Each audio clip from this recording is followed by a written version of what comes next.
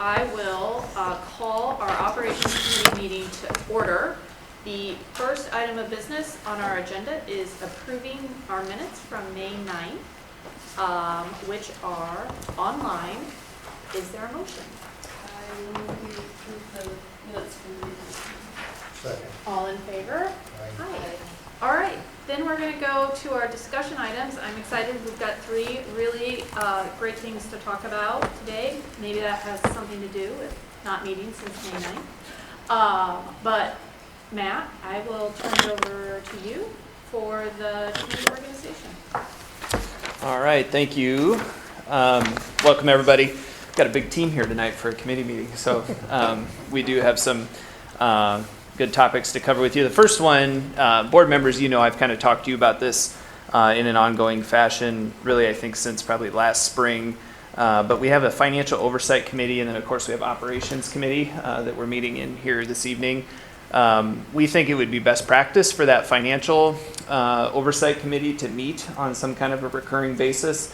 I don't think it's something where it requires a monthly meeting necessarily, but it does seem like a couple meetings a year would be a good idea. In the past, we've really treated this committee as the policy states as needed. Well, we haven't really ever pulled the committee together, and we've just used the practice of reviewing the bills, and then we've either had a work session or maybe we've dealt with an item at a regular meeting agenda or even an operations committee. I think rather than tweaking any of the policies and doing any kind of a combo work is really just leave the policies the way they are. They're in the 200 series, 203 or 200.3 G4 and 200.3 G2 that talk about the committee charters. I would just really recommend that when we do the organizational meeting in November, we go ahead and appoint a committee chair of the Financial Oversight Committee, and then we try to do a meeting there relatively soon because the SBRC would meet December 12th or March, I think was the other date that Adam and I talked about today. So it'd be nice to probably stagger our meetings in front of those in case we would need to appear at the SBRC meeting. So I think that's really the recommendation tonight. No policy change needed, more just probably an awareness that we'll go ahead and select a committee chair at that organizational meeting and then make sure we have those two meetings at some point. And I would just recommend we take the operations time slot when we do those meetings and just not have operations that month. So if everybody's comfortable with that, we'll just kind of proceed. Kim and I have already made a note to do that on the organizational meeting in November. Any questions, comments from directors? You can take silence as consent. All right, great. So then that takes us to our next agenda topic, which is our Healthy Kids Clinic. Yeah, so the next two items you'll hear some more from the team on both of these items, but the Healthy Kids Clinic, we've been fortunate to have the clinics in our schools and have appreciated the partnership with their board. I think, you know, with many things, COVID taught us a lot, and I think with the use of our clinics and better understanding some of the organization, there's some elements we'd like to clean up from a legal liability perspective and make sure we formalize some of the partnership we have with UIHC on this. And so you can tell we have some team members here, Jess, tonight to help answer questions. Chase will kind of take the lead in explaining what we've done from working with the Healthy Kids Clinic board and the UIHC on that side of things, and then specifically from day to day or what the clinics do. If you have questions, it's a good opportunity to ask, as we have Jess here too. So go ahead. Sure. So, well, good evening, everybody. Over the last about 18 months, we've been working with our board and then the medical director, Dr. Oding, from the university about getting an agreement in place with the university to better outline the services that are provided, the cost, and then where those individuals are employed. Like can sometimes happen when you send an agreement to the legal office. Legal begins to have all sorts of questions, and it starts to bring up things that need to be brought up that maybe we hadn't thought of at the beginning. And so we've been going back and forth for about the last 12 months trying to redline this agreement to get it into a workable position. And then the university finally reached out to us and said, look, like the way that the clinic is now operating, we feel like there's just too much exposure, too much liability on both sides for us to just sign off on this agreement and continue to move forward. So we need to start looking at potentially a different model of how we would partner with the university in the day-to-day operations and oversight of the Healthy Kids Clinic. It's important for a couple reasons. The first one, hopefully, at our next board meeting, you're actually going to get this PSA that I just talked about put in front of you for approval, but it's only going to be for a year. The reason that the UAHC legal has signed off on it is because of these ongoing conversations that we're going to redefine the relationship that we have with UAHC. The largest sticking point right now is their records keeping system, which is called Epic, and who has access to that and why people should or shouldn't have access to that. And it's become something that UAHC has basically said, you know, only our employees should have access to it. Some people are familiar with, I see some nodding, and so have some understanding, and we got a dose of this. Kristen and I did, along with Jess, and we tried to stand up our COVID clinic, which they partnered really well on, but there were just a lot of hoops. And so, long story short, we can no longer operate under Epic the way that we could in the past. And so they've given us some different options. And there's really two viable ones. One is where we would become basically almost like a satellite clinic that operates under the Epic system, so we have access to it, but think of like a small clinic like down in Washington County somewhere. Or we would enter into a more robust partnership agreement where UIHC would basically run the clinics inside the school. And so we're working through those pieces right now. I've introduced the concept to the Healthy Kids Clinic board and started to get their feedback on it. And then obviously we would want to keep the board in the loop on that as we move it forward. But the bottom line for us right now is their legal's right. There is some real liability exposure both for the university and for us. Also, while we're providing a great service for kids, we're an educational provider, not a medical center. And so this idea that we would own and operate our own medical records retention system, as robust as Epic, doesn't make financial sense for us as a district or for the Healthy Kids Clinic board itself. So that's where we are right now. So over the course of the next 6 to 9 months, probably 6 months, we're going to come back with a couple more conversations about where we're leading. They're having those conversations internally at UHC. They've had some turnover in pediatrics there, at the Children's Hospital as well. Like I said, we're bringing it to you tonight, so it's on your radar. We don't need a decision from you at this point, but just an awareness that you might start hearing these conversations. I keep looking that way to make sure there's no one from the media sitting here, because I really don't want this on the front page of the paper tomorrow. But I was upfront with them and said, look, we have a public body. I've got to bring the board into this. There is nothing that would allow us to have this conversation in closed session at the moment. So I don't have a lot of detail for you, but just wanted to put it on your radar that this is what we're considering. Jess has been the other person involved in these conversations with me. We've had them over, that's not true, and Jeff as well, because we've had them over to look at our Healthy Kids Clinic spaces to see what they thought of where we were. Our non-negotiables at this point have been that we can't have a contraction of services, that we need to offer at least the same number of services we are right now, or expanded services in our clinics. And one of the beauties of the process that we've had is that it's significantly reduced barriers for healthcare to families in our school district, and that the partnership couldn't increase any barriers to our students getting care. But we don't have an agreement to see how those pieces are going to play out.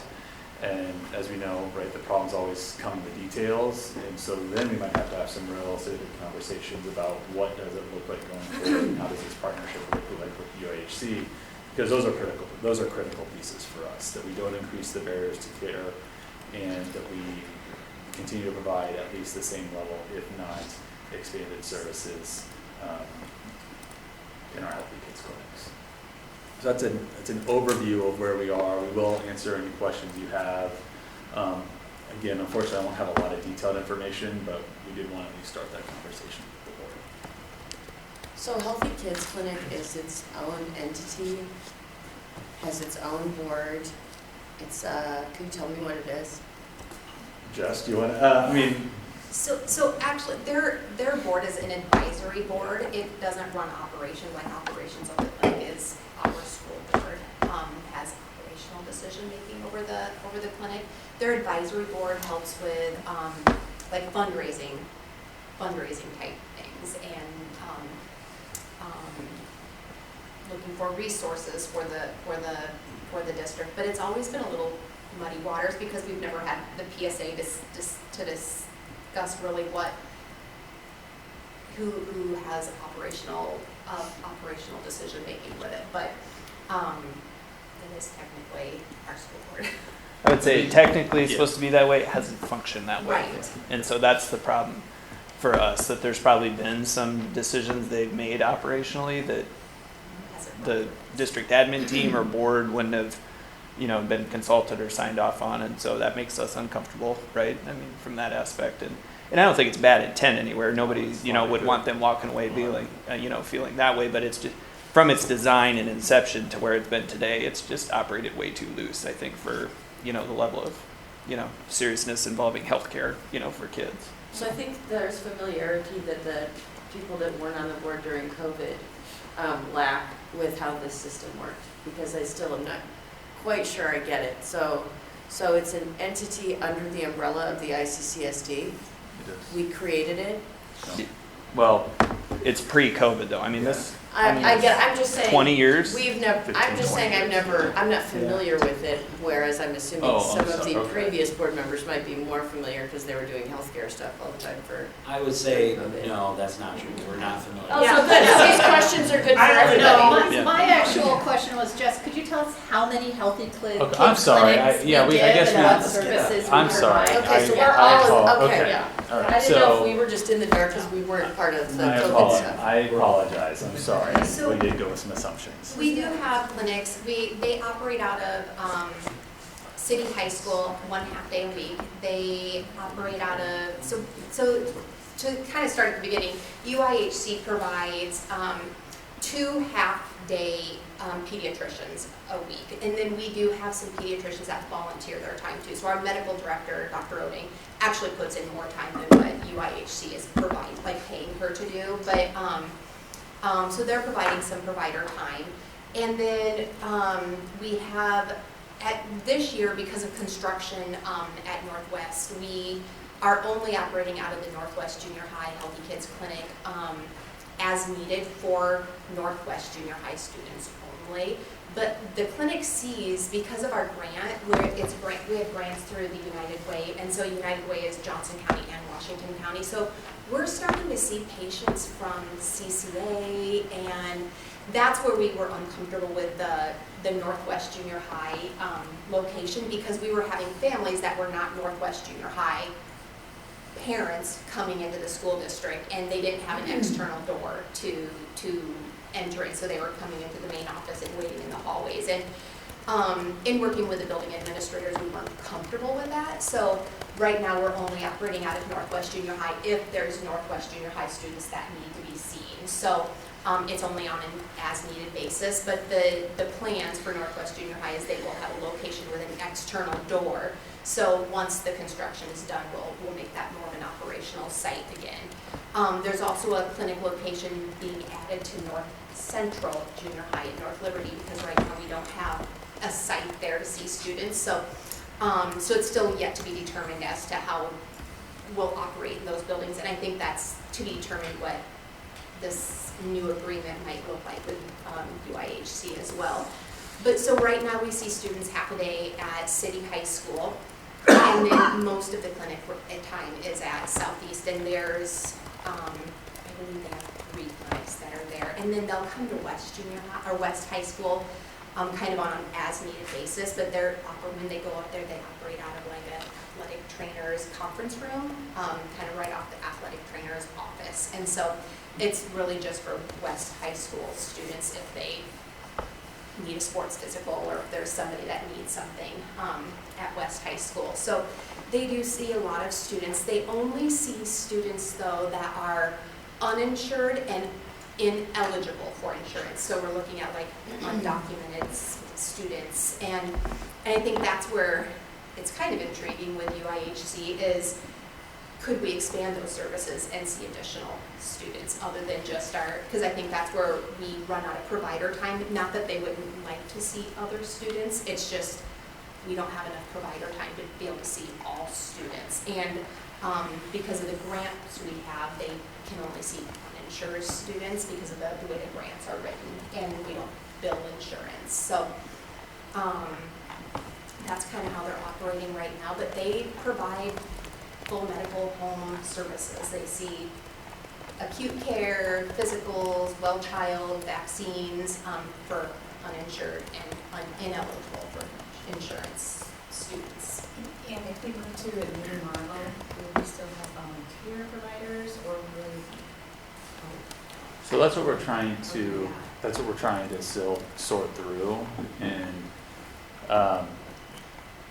UIHD, they haven't told, that's part of the issue, is they haven't really told us that yet. We know that if we would go to a model where they would basically take over the day-to-day operations, they would then cover the cost for the provider time in the clinics. If we would go to a model where we had our own record system, we would then have to purchase the time at some sort of rate from them for the liability purposes and what they believe they have to do under state law. And so those are some of those details that it's hard for us to make the best decision for the district until we have those pieces and until we can figure it, that out. The Healthy Kids Clinic has a very sizable endowment through the Johnson County, or the Foundation of Johnson County. And I apologize, I made some assumptions about the background. So Healthy Kids Clinic has been in existence almost 20 years. And Pete Wallace and Susie Polton, the former director of health services, were some of the founders that really got this up and running back then. And it's just as healthcare has evolved and our student population has changed and we've seen the needs increase, our systems behind it have just not kept pace with putting us in a position to meet our legal and obligations. So it has been a split, and that's why this came to light, because some of the individuals are employed by us. We have a clinic coordinator that is a district employee. Dr. Oding is a University of UIHC employee. We wanted to add an additional clinic or care assistant, but to post that through UIHC so they would be employed by the university. And as these things started to happen, that's when this rub became apparent. As just said, this is all we make contributions because we own the space, and so we provide the electricity and some of the hard equipment, but then the board itself fundraises to help offset the costs of the services that are provided through grants, whether it's through UIHC or donations. They've done the Healthy Kids Clinic run for several years, the annual 5K to raise those dollars for it. And so it's one of those things that was well-intentioned and kind of homegrown, and when there's not a problem, there's not a problem, and we haven't had any, but we've gotten to the point where it's just not responsible for us to run it in any of those manners. And as Jess has come on and we've changed leadership roles over it and had some more of those conversations, we've started to pick up some rocks and uncover some things that we just, in good conscience, can't continue to move forward in our operations in that way. Well, a lot of the clinic spaces were added into during the F&P 1.0. They were, correct? that's Like right. Northeast Junior High was Yeah. a brand new space. Right, that's right. I don't know, is Southeast Junior High, is that part of the F&P? That was there? That one's been there, but yeah, like Northwest was trying to share with limited space, and it's a careful relationship to manage, because like Chase talked about the fundraising, some of the board members there or people that have been involved with it, right, have commended tons of tremendous personal resources, right, and so as we're managing the governance kind of the clinic and the relationship with UIHC, that aspect is, something we've tried to obviously stay close to them on and make them aware of our concerns and how we could continue to partner and move through this, but Chase did a nice job of outlining the concerns. There's a nice little blurb on the district website too, if, for some background information, if you do want to know more about the time, hours, and locations, if you, as Jess rattled those off, so those live there as well, but Is there a board policy governing this? Okay. I don't believe so. Okay, so, first of, I think as a threshold, everyone thinks it's great that we can provide Yeah. healthcare to students that are uninsured or that can't get insurance. And so I just want to make sure that even though I'm asking questions, I'm not trying to, like a gift horse in the mouth here. I'm just wondering, it's unclear to me what the goal is. Are we trying to serve, you mentioned serving more students. I just think, if this comes to the board like it is today, we could use an organized outline of what we're talking about, because it's still not easy for me to understand what our goal is. Obviously, the overwhelming goal is to serve students in a healthcare way, but that's even an issue that if we don't have a policy authorizing that leads it to a strange conversation or an awkward conversation for us. So I think we have to be a little bit more detailed about this analysis. And I'm not sure we have a good landing spot for you yet. I think like the point of wanting to put it on there tonight is we've engaged their board. We know there's probably going to be some community conversation or, even potentially some fallout about that, right? I think they understand, but they're not necessarily happy about this direction, would be Sure, my it's not sense. your And fault, yeah. So I think you're right that we do need to have a detailed recommendation and a plan. I just think we're kind of absent of the plan right now. We're more it's awareness like, hey, we're digging into this and going to make the appropriate changes and bring you some policy or bring you an agreement with that. And so timeline on, like if there is an agreement in front of you, I hear what you're saying about having some, okay, like what is the goal? Where are we going with this? Yeah. And if we don't have answers, those, when can you expect answers, that type of thing. So from an operational point of view, the liability of this, is that the district's responsibility? Well, just a question. There's a potential there for. So Now you know why we're nervous. Right, so, Because it's healthcare liability. yeah, Yeah. Mary Kate, to your point, the administration was not necessarily upset when UHC came and said, we need to pause and we need to really look at this. I think Yeah. it's just one of those things that's been long-standing, and so you're asking the right questions, and there are questions that we've been asking. It's just kind of been baked in for so long that this is a needed Cleanup. to Yeah, happen. there's no bad actor. Right. I don't think No, there's anyone's not. getting that vibe. I just think as we look toward the resolution, I think the board needs to understand more about what the heck, the goal is and what we're talking about and have a policy about it. Yeah. That's all. In 2 cents worth, Dr. Oding was a big part of our COVID policy. Yeah. What, Yeah, she was. and Jessica knows that too. There's 8 or 9 of us that sat on that group, that she was a big part of it. Chase, are we Sorry. going to be able to go through these deliberations without changing services offered to students or students eligible for services that exist now?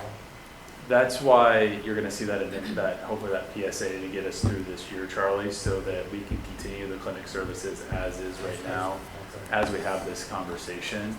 And, part of the, it will be a contract, and so, and it impacts student information, so we'll have to have a lot of the conversation in public, but I assume there'll be some opportunity that we can answer some questions in closed session as well, just because of, if we need to. But we do not anticipate there being a disruption of service unless we would be having this conversation at the same time next year. Part of to Maka's question, a little bit of what Charlie's asking here too, like when you think about the clinics, at least is what I've understood about the clinics, as I've learned more about them over the years, is the goal is to, yes, meet an unmet healthcare need, but the ultimate goal is also to connect them to a healthcare home, right? Not that the clinic is the healthcare home, right? That's a stopgap service, and then to get them to a doctor that they would see regularly. So as far as an overall mission of the clinics, I think that's what we're talking about, and that's the part we would like to still be able to provide, right? If we have students that show up or families that show up and don't have any access to healthcare, we get them the initial needs met and then get them to a healthcare home. Excellent. If you're not managing chronic diseases. Right, exactly. Yeah. It's not a consistent place to be seen, right? I mean, like I got frustrated as a principal because I was like, can't I just send all my athletes down there and get a physical? Well, no, Matt, that's not what we're doing here. It's not to make up that difference, right? So, Sure. I mean, we've went back and forth different times with that, but that's the ultimate goal, is to get them linked in with permanent health care. And so we can provide that, and as we put together some more information Yeah. and presentations.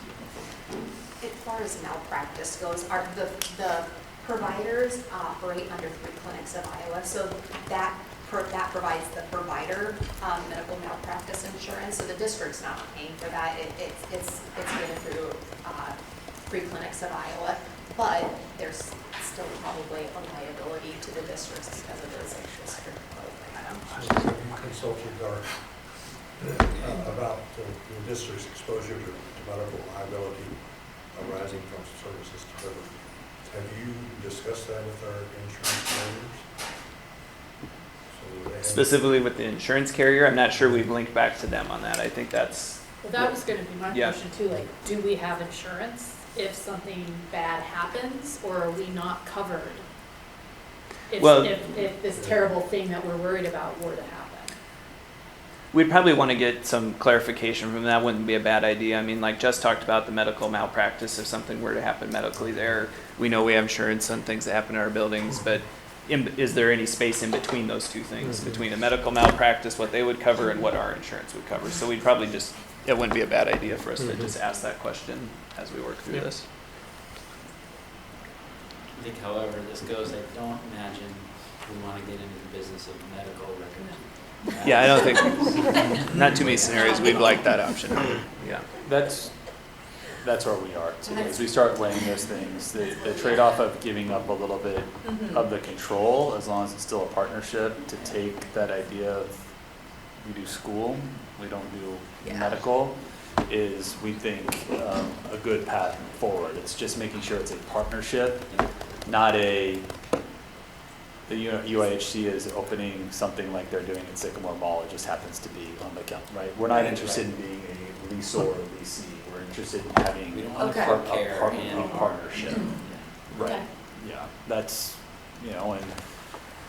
and to expand the services, right? Like, that's one of the conversations we've had, That's what I was just and Jess articulated very well, is right now, all our clinic sees is students that are uninsured or ineligible for insurance. But what we know is there are many more barriers to getting healthcare than whether or not you have insurance. And partnering with the OHC, they said, well, we're gonna serve everybody. And we're like, no, we want you to serve, because we know there are other barriers. And so we see that as a positive, because our students that have different barriers than just not having insurance will have an opportunity to have those services potentially at their home building or somewhere where we can get them to a building more easily than getting them to an urgent care or one of the UHC clinics. So this could potentially improve. Yes.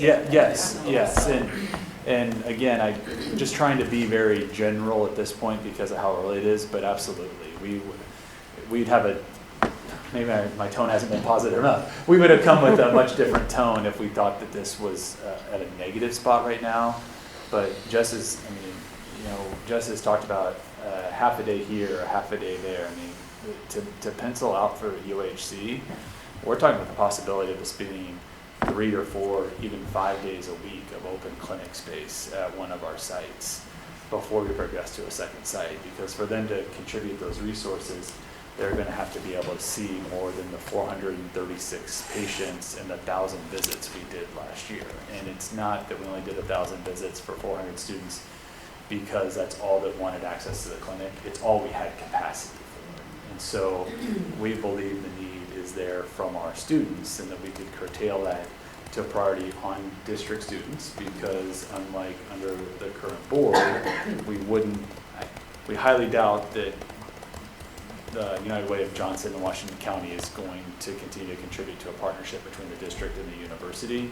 So then we don't have to open access to students from other districts. Now, we don't want to turn away needy students, needy children, but we would say that would be part of the agreement. The priority is you serve students from the district first in our clinics and our schools.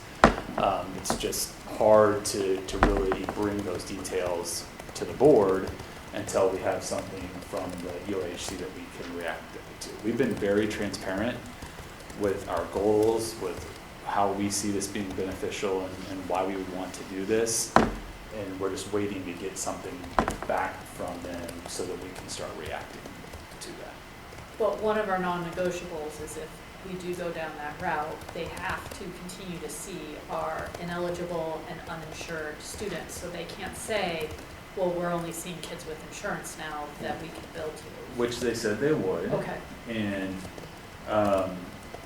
but then that goes to, and I'm way out over my skis a little bit about then how they bill those practices, but that's what we'd have to get legal involved and get some real eyes on the agreement to make sure that it is going to continue to serve all of our students, and that we're not somehow eliminating a group of students from meeting services or reducing the services that could be provided. And I take the positive intent that we've gotten from their team that that's not the intent. But one example that Dr. Oding has continued to remind me of that we have to work through is one of the benefits of having the clinic in the schools is that kiddos are there and they can come down. We've either gotten written permission from the parents ahead of time, or we call the guardian and say they're in the clinic, can we do X, Y, or Z? UAHC doesn't do that. For minors, you have to take a parent or a guardian with you to a visit. That's what we would see as an increased barrier to our students getting services. So those are the types of differences in practice that we're going to have to figure out a way to work through, or make some decisions as a team about, okay, this is a non-negotiable for them, where are we on that? Do we need to consider a different route? Like But we don't have, there's no other hospital or medical care provider than you. Where's the non-negotiable? Like, you have to do this or we go to Mercy that's closing? I just don't understand what. No, we have nurse practitioners and others that we could employ or partner with to provide the services. We just need them. That goes back That's to what the, I'm do saying, we though. want Then we have to have our own. we have to have record. our own record system, and that's Yeah. that's the type of questions we would have to say. And there are other potential partners that we could reach out to. Okay. Cedar Rapids has a different model, and they partner with whether it's Cedar Rapids, Mercy, or one of the. It's independent. It's They- independent. Oh, is They it? do it They run independent. district. They have 2 school nurses that are nurse practitioners, but they don't operate in the same capacity as this. They only will do, like, if they have a sore throat or an earache, they'll look in their ears and prescribe an antibiotic for them. So they're just seeing like a few acute visits and immunizations, but not, like, we have students that are uninsured that have severe disabilities. You know, they come to the U.S. from other countries, and you know, they're their full primary care provider, you know, because that's their only option in the community. Free Med doesn't see children, it only sees adults, and so this was their only option, is this clinic and stuff. So I think that would be the difference between what Cedar Rapids does with employing their own nurse practitioners, is they don't provide full medical care to those students. They just see some acute kids. Just their goal is to keep them in school, right? You know what I mean? Get them their antibiotics, take care of their earache or their vaccines, and keep them in class. Kind of like an employee health. Yes. Yeah. Yep. But when you said like someone who comes in from another country and has something much more significant, our job is, at our clinics, connect them. They're their Well, primary. you just mentioned that, you just said we become their primary care provider. I mean, I think the goal is to connect them. Yeah, But what if you the have goal is, that's The goal. education. But piece, if there that's isn't how they- another piece, then we're also not going to leave them without Right. care. That's the hope, but yeah, if they're not eligible for insurance, then there is nobody else in town that'll take on their care right now. I mean, I'll be super optimistic. You have 2 mission-driven organizations. You know, we've got kids, we want them healthy, they want to help people get healthy, and we got to work out the logistics, right? We got the space, I mean, that is something that we hopefully can provide, an external door. We're not keeping medical records or billing. And if they can figure out, I mean, it sounds like lawyers talking Yeah. and insurance companies to hash out those details, but As Chase mentioned, we do have we have an endowment, the Community Foundation, and the UIHC has mentioned they would bill on like a sliding scale for these students that don't have insurance, and so then maybe those funds then help offset whatever. and they do that all the time, they provide care to people who And they can't have a pay. foundation Figure too. it out. Yep, and that's kind of what they've mentioned in our meetings, is they also have resources that can help these families that don't. But there would be bills for families who didn't have. Potentially. That's something that, Potentially, which is then where we would have to try to come up with a system to I help hate to them. have them even get a bill, Yeah. because then it's like, oh my gosh. So it goes back to Who's the watching? beginning of this, is that all of this is under a policy conversation and there's no policy. So like what you just said, and everybody nods their head like, but we gotta make sure these people that come with no healthcare and they have some debilitating problem, we're gonna be their primary healthcare providers. There's no policy that says that that's what we do. And actually, there might be people that would sit in a meeting like this and be like, that's not what we do, we're educators. Right. So, it's not something we can just accept as that's where we go from here. We need a policy that says that's our goal. As board members, like you guys are doing your thing, but we're supposed to work with policy as our guiding principle, and we don't have one. So I just want to make sure we're thinking about that, especially since this is something that's going to be ongoing and I won't be on the board anyway. But we need Do you to know want- what it is. Sorry. Do you want something sooner? I mean, like, It's up to you guys, how fast you're going to be Well- making decisions. 20 years now. No, if you're making I a mean, decision. there's a policy we could write for what's currently in place, right? And then there'd be a new policy you'd want once we have the future, situation in place. I don't know if it's worth writing the policy for what's in place right now, because it's probably gonna be littered with the concerns we're trying to address. I think we probably And want to so- wait till we see what kind of agreement we might be Yeah. able to get, and then try to. I mean, you guys are asking some of the same questions that we need to work on and basically present a recommendation to you on, right? And then the policy should cover, I mean, we need a policy like Mock was talking about to be the umbrella for you approving an agreement there. And so we can start to outline a policy, I'm just not You gotta sure. have something to decide, we can't give To decide feedback. it by, we can't just say. Yeah, oh, make it general, apply it with something now that you have. It can be general enough, it's policy. That's what we're great So at. I wouldn't go as far as saying that we don't have a Okay. policy or a regulation. Great, We do not have a policy or a regulation called Healthy Kids Clinic. We do have a policy about student health services. Good. And we do have a regulation under that charges the superintendent and the district to develop a plethora of health services, both curricular and support for students, including connecting students to health services, both Great. internal and external to the district. And so We could build so specifics off of that one yes, right we can there. refer Yeah. whatever agreement to that policy and build it underneath there. No, it's, and I'm, now I'm channeling my former legal days, right? Because I'm fitting it to what we have, but I do think it reasonably falls under our direction, Yeah. under health services. It just doesn't say formulate a healthy kids clinic. Right, it It doesn't does speak to say, clinic. manage chronic and acute illnesses and promote student health, develop plans for health services programs, collaboratively, that's good. So I would say Yeah. that when you bring this to us, as you're working through this complicated matter, which has all of our support, what you're doing, is as board members, we're supposed to apply a policy. You know what I'm saying? So just when it comes back to us, which is on your schedule, not ours, you're the ones working through it, we just need to know what policy is supposed to be guiding us when we give you Yeah. our feedback.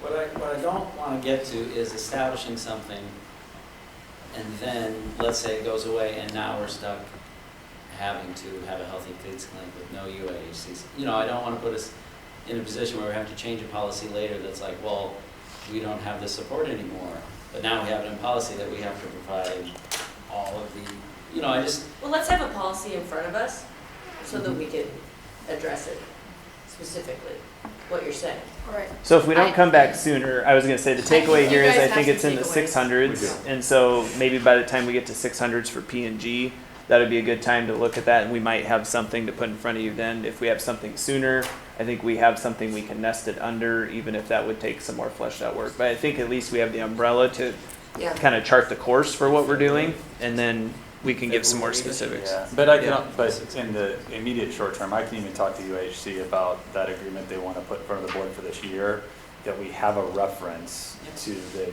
Yeah. this is part of what we'll provide under regulation 607.2R1 is expanded health services. I mean, right, like that's, and so that would be the first thing that you all would see before you would bring those back. All right, we have one more agenda topic, and I want to make sure we have some transition time. So unless anybody has anything critically important to add, we will move on to our Corville natatorium. Yeah, so I'll just introduce this one and then let the team take it. But ever since we established Liberty High School, the goal was always to have standalone teams at Liberty High School for competitive varsity athletics. And so one of the barriers to doing that in the swim area has been facility space. We haven't had appropriate pool space for the swim team, and so North Liberty doesn't. And we've had this conversation with Ryan, the city manager, Ryan Heyer. They do not look to be expanding any kind of pool space or do anything different there in North Liberty. But Coralville does plan to do something different with their rec center. And so we've been entering into some conversations with them about partnering on a larger natatorium in Coralville that would then be able to host two different competitive swim teams, West High and Liberty High. Of course, if we wanted that, we would ask them to build it a little bit larger. So then, of course, we would be responsible for some of the design costs and eventually the construction costs. So really what we're here to talk to you about tonight is entering into an agreement with them for the design work for that new facility. And then eventually we still have some details to work on with what the construction cost and breakdown will be. But until we have a design and until we talk about that share, we wouldn't have that. But again, anchoring back to really the need for additional pool space for the three competitive swim teams.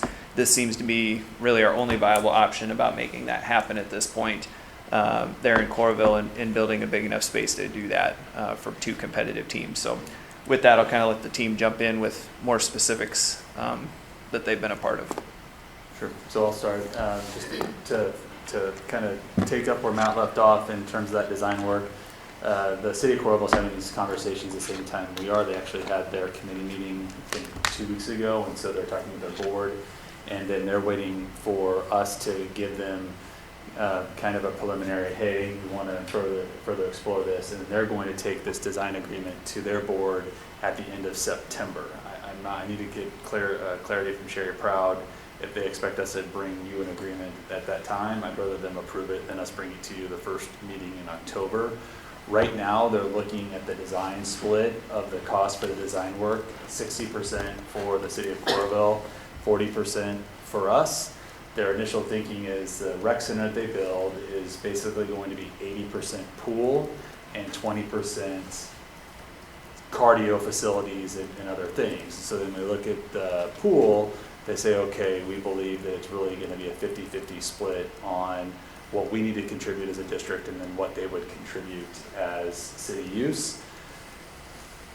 We're not 100% convinced that's what the split should be, but at this point, we think that it is worth paying 40% of the design work to move this down the road. I actually got some additional information from Sherry tonight because we had talked to them about this and we don't think that's where it is. As they do their research, they believe right now their concept design is that they'll actually have to build a second basin. A lot of these natatoriums, these aquatic centers now have two separate pool areas, a competition pool and then another lap pool / diving well. And what they're basically telling us is if we weren't partnering with them for use of our high schools, they wouldn't build the second basin. So, but for the school district, they'd only have one wet area, and now they have to have two. Is that the competition basin would be Yes, the one they wouldn't have? They wouldn't have, right? In the competition basin, we'll have more lanes. Plus so the it'll be diving roughly well. the same. Well, I'm sorry? Plus the diving. Plus the diving well, right. And they'd have to have bleachers, which if they weren't going to have a competition, they wouldn't have bleachers. So how it actually pencils out in the end, I think we have to get through that design process first. And so our recommendation would be that we do agree with the 60-40 split for the design work. But what we've told them is, as we get further down, if that's not what it's gonna be, we might wanna re-examine that. I've seen design models where it doesn't have to be 2 basins, right? That it can be 1, but at the end of the day, they believe, and I think the chair is probably right based on our current programs, it's not just 2 swim teams, it's gonna be 4. Because you have West, Northwest, Liberty, and North Central. So as you think about that, that's a lot of practice time that the district is going to need to use that. And then you pile on the meets both in the evenings and on the weekends. In order to have that facility open to the public, they would have to have a separate basin. And so It's also boys and girls. it's boys and girls, right? So yeah, that's 4 schools, 8 teams, right? But so 2 different seasons, so 2/3 of the year, we would take up a considerable chunk of time. And this is why we don't want to build pools. That's why we don't want to build a pool. Because the amount of teams We're and not gonna build having to them. do that in every feeder would be difficult. So They manage 7 pools in Des Moines. You don't want to build a pool. No, I don't think we want to. So they've priced out the design plan at about $150,000, and they gave us the breakdown. Dwayne and Jeff have both looked at it. We don't think that that's unreasonable. So our share of that design work is going to be roughly $60,400 is what you would see for our part just for the design work. Again, with guarantees from the city of Coralville that we're not committing by approval of this to pay for 40% of the actual construction, because, right, then we have to talk about what does the 2080 look like? So what is our guaranteed pool time? What is the ongoing maintenance share that the district is going to pay? So right now, all we'll be putting in front of the board is really just that first design phase. It's like a lot of projects that we bring you all, we just don't always do them with the municipal partner on the front end. So that's the big difference here, and at this point, we're letting City of Coralville kind of take the lead, at least at this point. As we get further down, we might, who knows, given our experience building a lot of things recently, but as of right now, that's where we are. And that's the Well, I think they general can take advantage of our in-house expertise and experience we've had, but I think it's important that we be deeply involved in the design Absolutely. process. You know? Okay. Otherwise, it's not gonna go the way you want it, they have a different perspective than we have, so. Okay. So we would be responsible for the ongoing maintenance operations, is that correct? Not necessarily. Or part of it? We think there might be an ongoing agreement with that, like some portion of that. And 40% may be the number we land on, right? I think we're just saying we have a responsibility to the community to make sure we've asked that and we feel like that's a fair number, right? And so, And we have, we have agreements in place right now Yeah. City already City. for ongoing maintenance of Yeah. pool Yeah. facilities. It'll require a new 2080, I imagine, when you get to that point, but, in developing What's that? the construction documents, you also develop the cost, and then you can really pinpoint what it is that we should be responsible for. Yeah, good. So what's the source of the $60,000?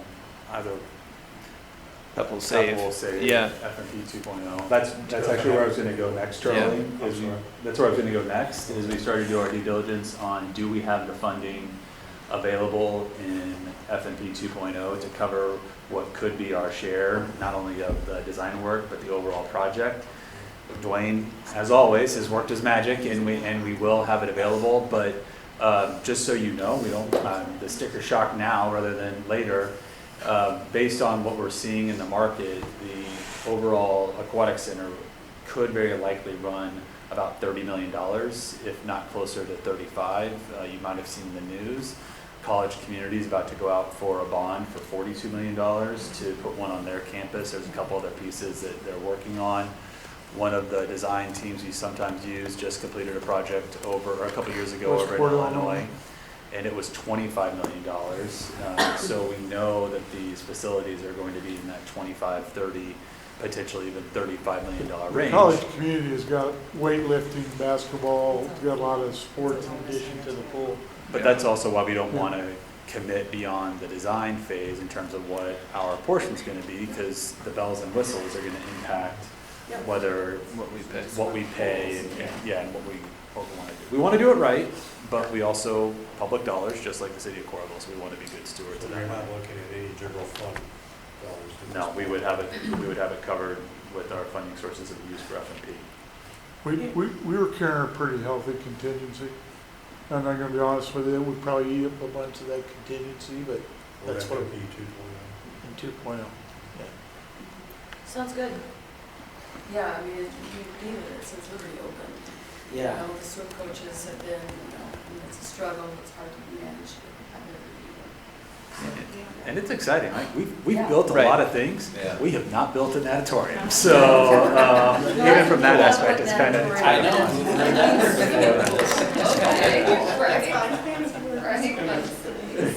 But I actually helped build the one in Clinton, Clinton High School, Okay. so Durham.